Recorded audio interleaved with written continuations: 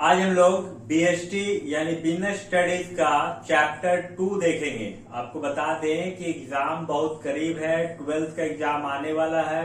यदि आप तैयारी नहीं किए हैं तो सिर्फ सुनकर तैयारी कर सकते हैं और एग्जाम दे सकते हैं, जो कि एक अच्छा नंबर के साथ आप पास कर जाइएगा। तो चलिए चैप्टर 2 पढ़ेंगे आज हम लोग। जो चैप्टर 2 है उसका नाम है चैप्टर का प्रबंध के सिद्धांत।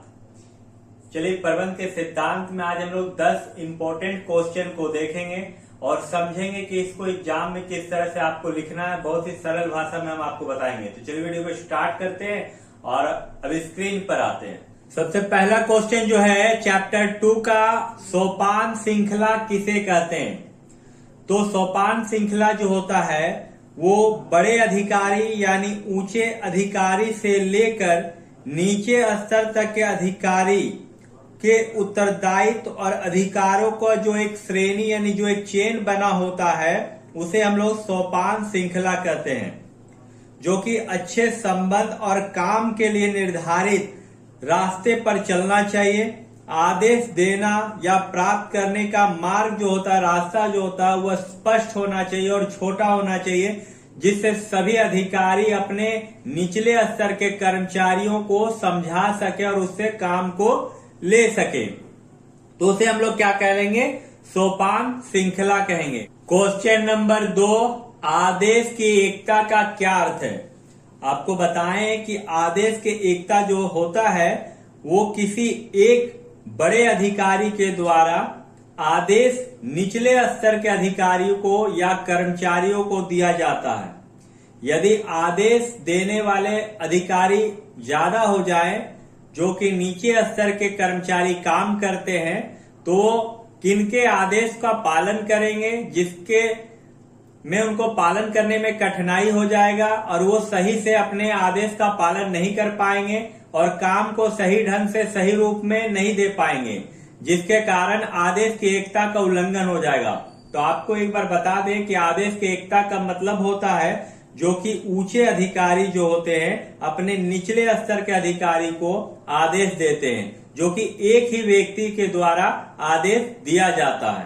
क्वेश्चन नंबर 3, वैज्ञानिक प्रबंध किसे कहते हैं। वैज्ञानिक प्रबंध जो होता है यह जानने की एक कला होता है कि तुम व्यक्तियों से क्या कराना चाहते हो और ये देखना कि वे सबसे उचित और सही ढंग से, सस्ते ढंग से काम कर रहे हैं या नहीं।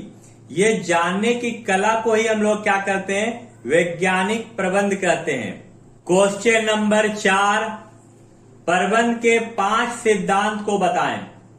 तो प्रबंध के 5 सिद्धांत इस प्रकार है। पहला है अनुशासन का सिद्धांत, दूसरा आदेश की एकता का सिद्धांत, तीसरा निर्देश की एकता का सिद्धांत, चौथा कर्मचारी को स्थायित्व का सिद्धांत, पांचवा कार्य विभाजन का सिद्धांत।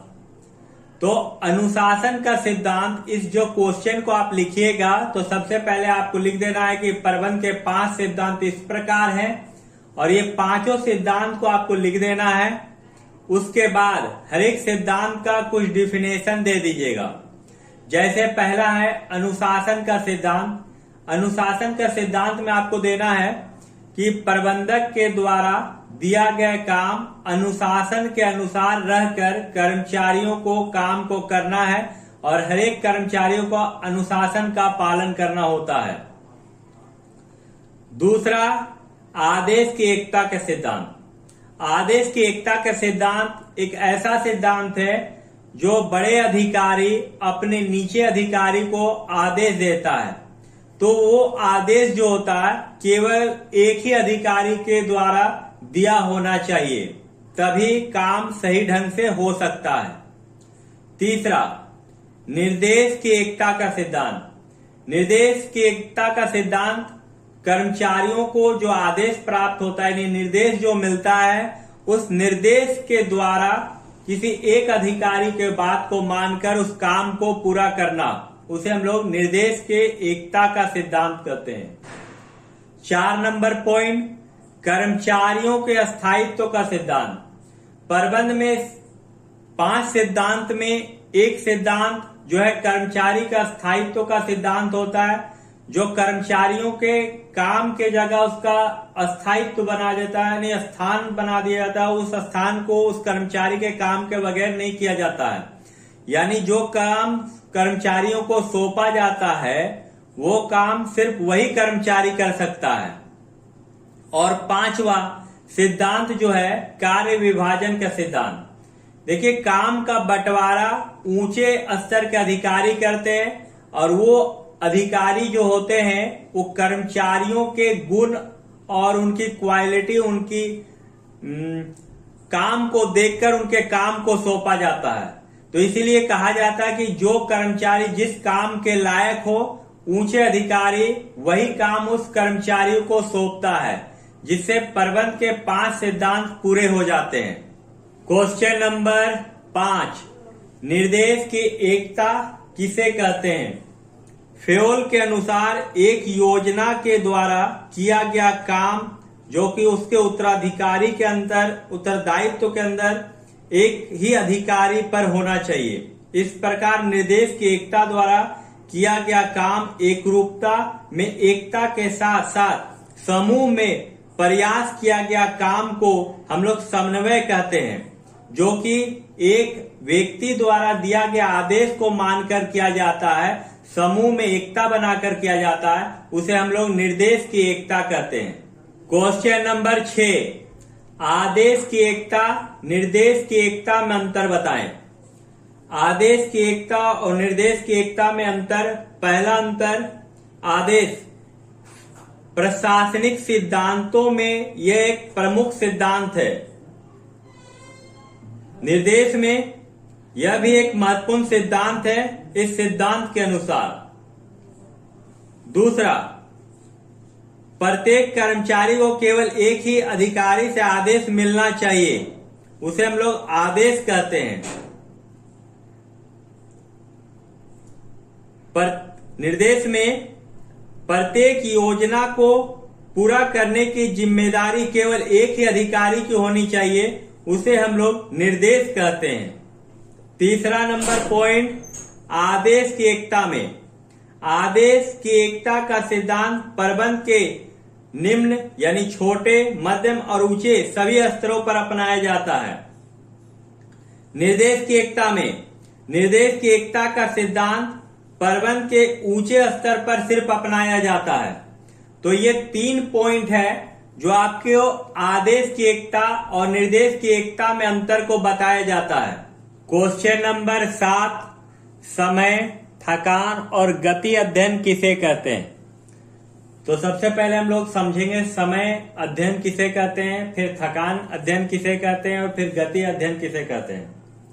समय अध्ययन वो अध्ययन कहलाता है जो किसी भी उत्पादन या किसी भी काम को करने में लगने वाले समय की जांच और उसका रिकॉर्ड करना ही समय अध्ययन कहलाता है। यानी आप कोई काम कर रहे हैं, कोई उत्पादन कर रहे हैं और उस उत्पादन करने में या उसका काम करने में जो समय को लगता है और उस समय को रिकॉर्ड करना, उस समय को लेखा जोखा करना समय अध्ययन कहलाता है। दूसरा है थकान अध्ययन। थकान अध्ययन उसे कहा जाता है जब कोई भी कर्मचारी लगातार काम को करता रहे तो वो थक जाता है और उस थकान को दूर करने के लिए उसकी काम की क्रिया को बदलना पड़ता है। यानी जो शरीर से काम करता है, जो मेहनत का काम करता है, उसे दिमागी काम सौंप दिया जाता है और जो दिमाग के बल काम करते हैं, जो अपने बुद्धि से काम करता है, उसको फिर शारीरिक काम को सौंप दिया जाता है। इससे क्या होता है कि जो कर्मचारी है उसको आराम करने का मौका मिल जाता है। दूसरी बात है कि समय समय पर कर्मचारियों को काम करने पर जब थकान हो जाता है तो उसे रेस्ट करने के आदेश दिया जाता है ताकि उसका काम और बढ़िया से हो सके। यदि वो थक कर काम करेगा तो काम सही ढंग से नहीं हो पाएगा। अब हम लोग आते हैं गति अध्ययन।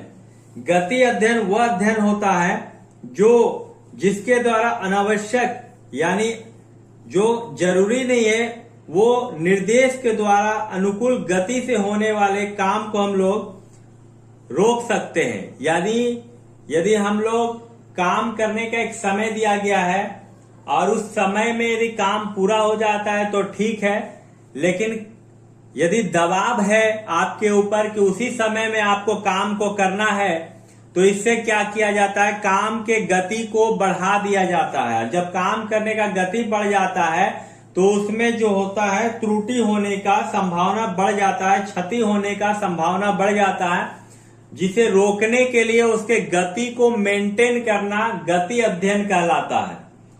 तो ये है क्वेश्चन नंबर 7 का आंसर, जिसे आप समझकर और अपने भाषा में एग्जाम में लिख सकते हैं। इसके लिए आपको हमारा वीडियो को देखना होगा और समझना होगा। क्वेश्चन नंबर 8, परमापीकरण और सरलीकरण क्या है। तो चलिए सबसे पहले हम लोग जान लेते हैं कि परमापीकरण क्या कहलाता है।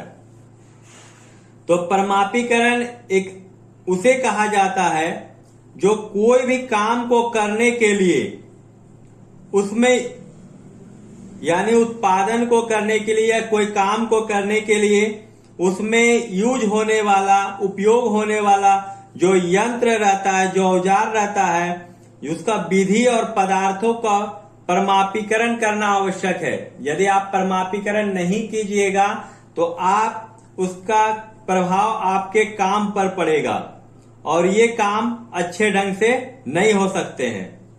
दूसरा पॉइंट, सरलीकरण। सरलीकरण काम को आसान बनाने की विशेष प्रक्रिया को हम लोग क्या नाम दिए हैं, सरलीकरण का नाम दिए हैं।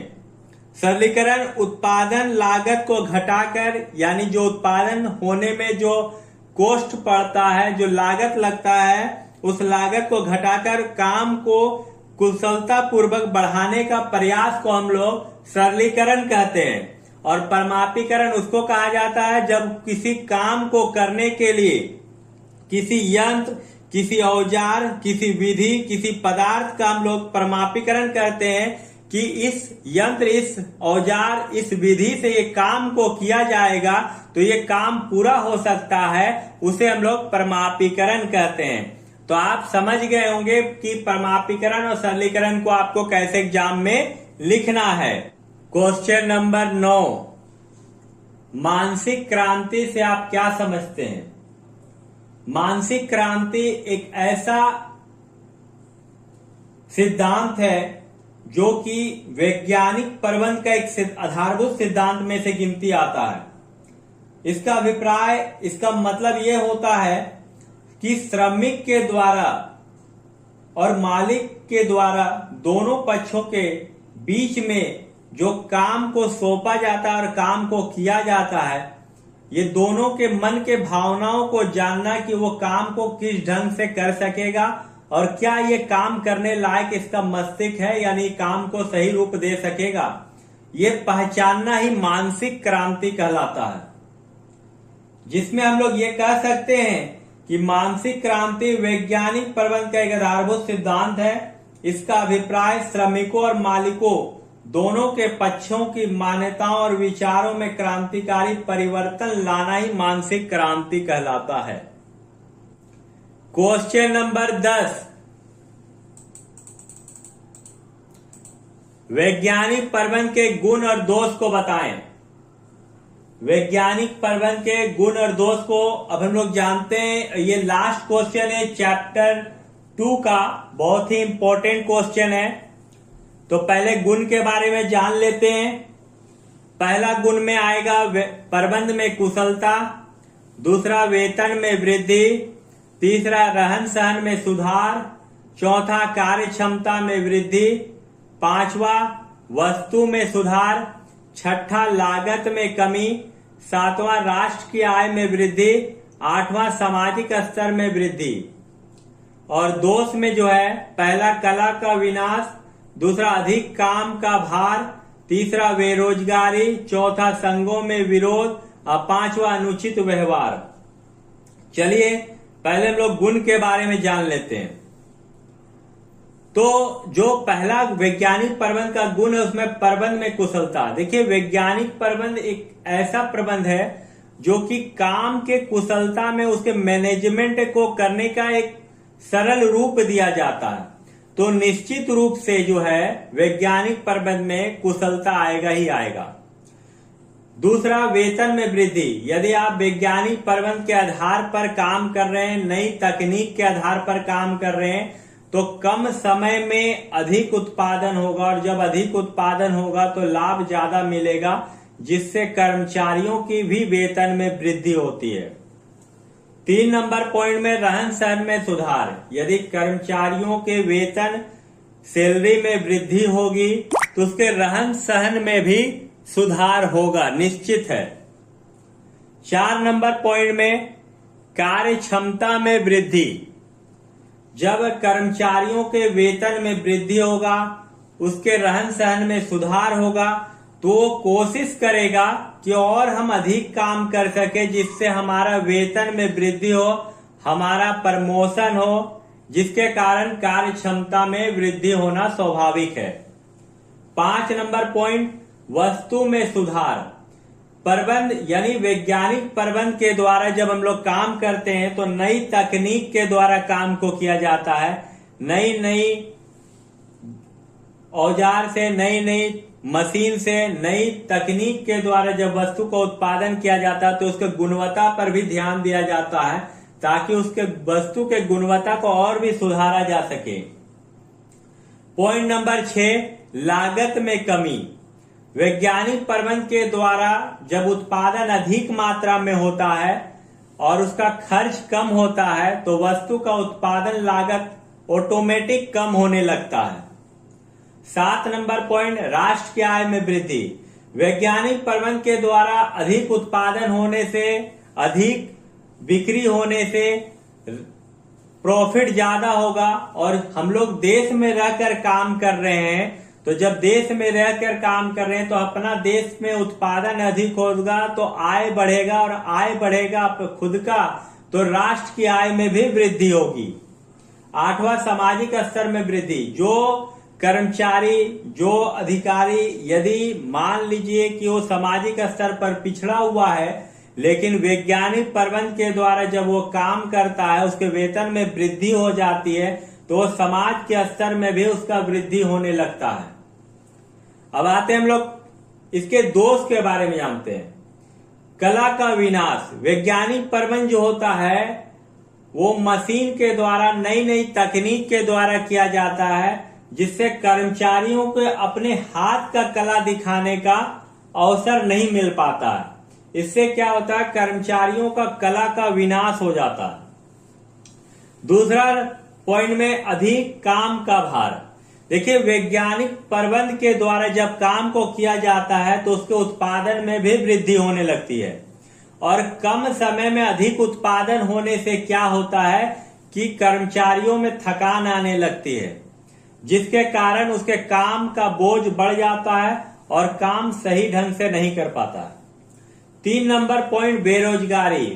वैज्ञानिक प्रबंध के द्वारा काम करने पे सबसे ज्यादा मशीन के द्वारा ही काम होता है, टेक्निक के द्वारा काम होता है, टेक्नोलॉजी के द्वारा काम होता है, जिससे कर्मचारियों का संख्या कम होते जाती है और बेरोजगारी बढ़ते चली जाती है।